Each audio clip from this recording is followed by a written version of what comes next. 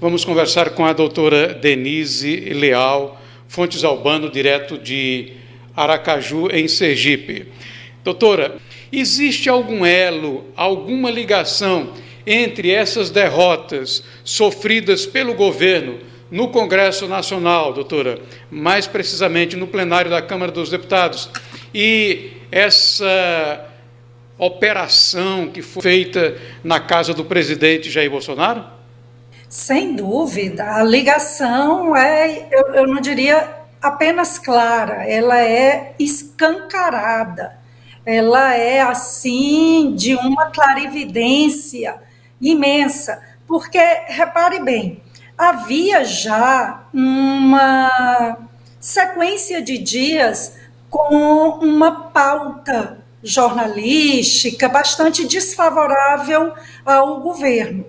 Tínhamos aí os dados relativos à economia sempre sendo divulgados de forma a apontar que o Brasil segue em ritmo acelerado, ladeira abaixo. De fato, os índices na área da economia, como, por exemplo, a questão do aumento do desemprego, uma certa inflação persistente, as próprias questões envolvendo sucessivos sinais de aumento de cobranças de taxas, de impostos. Então, se você faz um pequeno esforço para ter uma economia fora do país, cerca de R$ 500 por mês, você tem que pagar impostos altíssimos por conta dessas aplicações externas. A verdade é que tinha um pool de notícias, um conjunto de notícias muito desfavoráveis,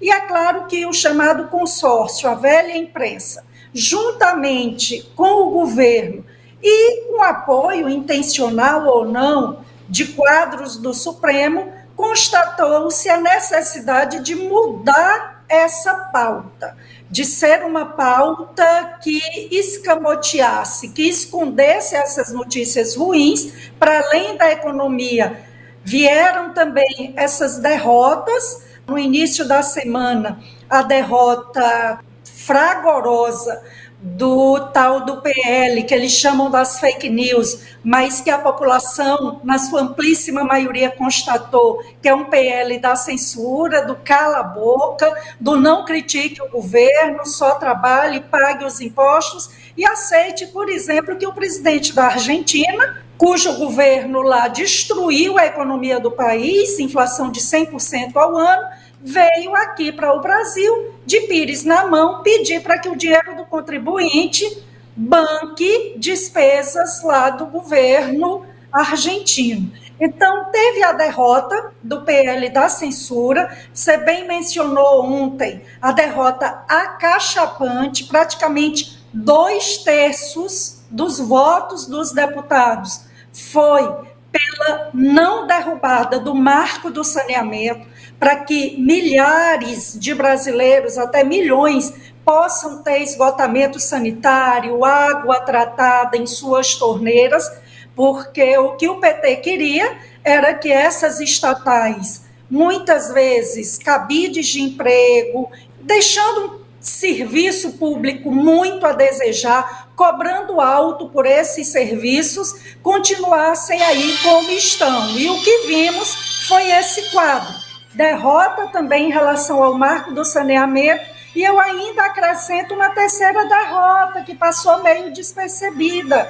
que foi a relativa, por exemplo, à questão lá na Comissão de Segurança Pública, também houve uma derrota significativa em relação ao chamado Estatuto do Desarmamento.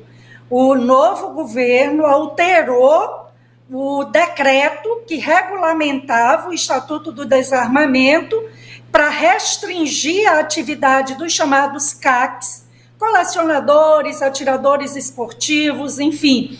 E lá na Comissão de Segurança Pública também houve outra derrota do governo, no sentido de não aprovar esse decreto recém-saído do governo Lula. E repare que não é coincidência hoje a Polícia Federal estar nas ruas atrás de CACs, de colecionadores, atiradores esportivos, gente que tem armas regularmente adquiridas.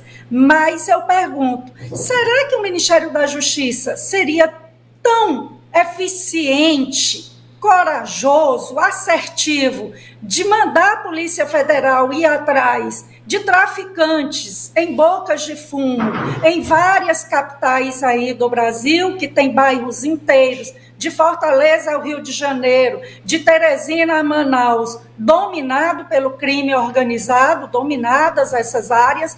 Então, o que se buscou foi uma cortina de fumaça. Eu li a manifestação da procuradora, da subprocuradora da República, e é vergonhoso você constatar que um episódio de forjar aí cartões de vacinação para familiares viajarem para o exterior, expondo até o nome das duas filhas do ajudante de ordens do presidente, filhas de 14 e de 8 anos, mais ou menos, acho que 4 ou 8 anos, e outra mais velha, que, temendo a segurança dessas crianças saudáveis, os pais não quiseram que elas tomassem a vacina, providenciaram. É reprovável, não é, Ivan? Sem dúvida, você forjar um cartão. Mas aí, quando a gente tem compra de votos para aprovar o PL da censura, Agora, doutora, dinheiro correndo aí solto,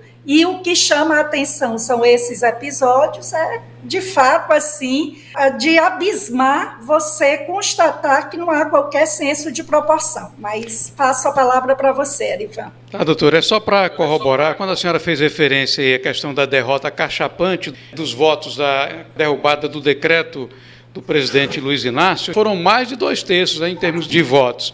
Quando a senhora fala sobre o judiciário, bandidos de alta periculosidade estão sendo soltos, enquanto outros que trabalham pelo Brasil para que o país ande para frente estão sendo submetidos aí a constrangimentos como esse de ontem. Inclusive, eu tenho aqui um print do Vinícius falando sobre isso. Eu poderia mostrar para aqueles que nos acompanham? Ótimo, Erivan. Vamos ver, então. Aí está. Helicóptero sendo devolvido para líder de facção criminosa, crianças sendo assassinadas em escolas, em postos, disparando, como a senhora acabou de dizer, desemprego aumentando, MST pintando e bordando, a gente poderia acrescentar o 7, né, e as fazendas invadindo, problemas diplomáticos com os Estados Unidos, com Israel, com a comunidade da União Europeia, mas o problema mesmo é um simples cartão de vacina, que agora voltou como se fosse um grande crime, né, doutora? E aqui saiu também na Folha de São Paulo, bota, deputada aciona Ministério Público Federal e quer obrigar Bolsonaro e Michele a vacinarem a filha. Parece que nós já estamos mesmo vivendo a ditadura. Ivan, sem dúvida, as duas postagens muito oportunas para bem ilustrar o momento em que vivemos. Vejam que, como o Vinícius Ait bem colocou, quando temos tantos problemas, tantas ameaças reais à nossa segurança, o proprietário, quem imagina-se que só o grande proprietário é que sofre ameaça de invasões do MST em suas propriedades. Mas em muitos estados, de pequenos a médios proprietários, lembremos o que se distribuiu de título de propriedade de terra. Nos 4 anos do governo Bolsonaro, mais de 400 mil títulos de propriedade de terra é infinitamente superior aos mais de 10 anos de governo do PT distribuiu ao longo dessa mais de década em que esteve no poder. Então, é evidente que eles não querem a população tocando suas vidas e se sentindo cada vez menos dependentes do Estado.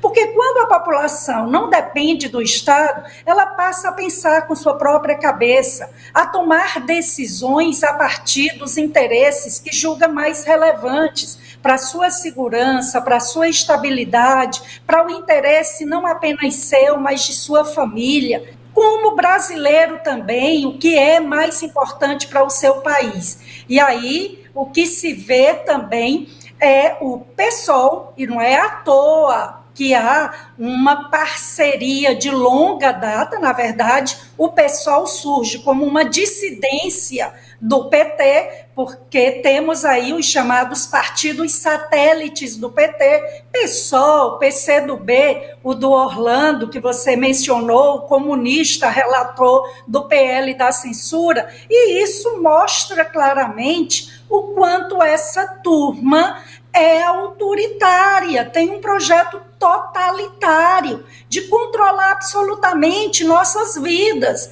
Então, nós não temos mais vacinas que possam combater variantes mais recentes da tal Covid. As vacinas não são mais eficazes, porque qualquer pessoa que nos acompanha sabe que, por exemplo, a cada ano, a vacina da gripe, do mais conhecido aí, né, vírus da gripe, ela tem que ser modificada constantemente, porque o vírus é mutável, ele vai mudando. Então, vejam, querem que o Ministério Público Federal obrigue os pais a vacinar uma criança, um adolescente, simplesmente pela sânia autoritária de dizer: você tem que ser subjugado, você tem que ser humilhado, porque nós, os ungidos, é que mandamos no mundo, é que devemos controlar sua vida. E dessa forma, nós devemos estar atentos, porque eu não tenho vocação para ser uma espécie de vegetal, ou um ser rastejante, mas quero ser uma pessoa livre para pensar, para tomar decisões, com responsabilidade. As decisões não devem levar em conta só meu interesse individual, mas também o bem da coletividade. Mas que bem da coletividade representaria obrigar o pai e uma mãe a essa altura a injetar, simplesmente por uma imposição totalitária, uma injeção numa adolescente, se não o desejo de mandar um recado: sua vontade não conta, a autoridade do pai e da mãe são bem insignificantes, porque nós que representamos o Estado, o poder, é que temos também o controle sobre a vida dos seus filhos. E o recado aí que o PSOL, o consórcio PSOL, PT e a grande imprensa querem mostrar é exatamente esse.